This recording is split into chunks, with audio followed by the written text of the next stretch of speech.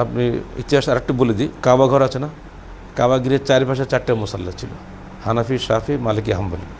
একটা আজান হচ্ছে মাগরিবের, কিন্তু ইমাম হচ্ছে 4টা। এই দৃশ্য কি আপনার কাছে ভালো লাগে? মুসলমান আল্লাহ এক, রসুল এক, কোরআন এক, কাবা এক, সবই এক না?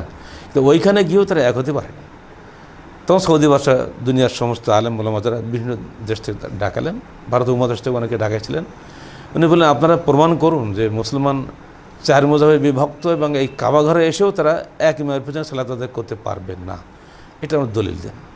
আল্লাহ পাক কোরআনে বলছেন ওয়াত্তাখিযু মিন মাকামি ইব্রাহিম মুসাল্লা, তোমরা সকালে ইব্রাহিমী মুসাল্লায় আল্লাহর সামনে দাঁড়াও। তাহলে এক হওয়া প্রয়োজন। তো কোনো আলেমের বিপরীত বলতে পারেননি।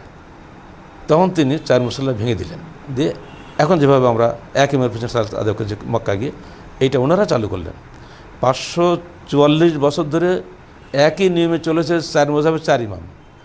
ওনারা এটা ভেঙে দিলেন, দিয়ে এক ইমামের পেছনে সমস্ত মুসলমানরা ঐক্যবদ্ধভাবে সালাত আদায় করছে। এই কাজটা নিঃসন্দেহে প্রশংসনীয়, কিন্তু এটা মযহাবী ভাইদের কাছে খুব খারাপ। যেহেতু তাদের 4 মুসাল্লা ভেঙে দিচ্ছেন এবং লামযহাবী যারা তাদের মতো হয়ে গেল, এটা তার মনে একটা রাগ আছে আমাদের উপরে।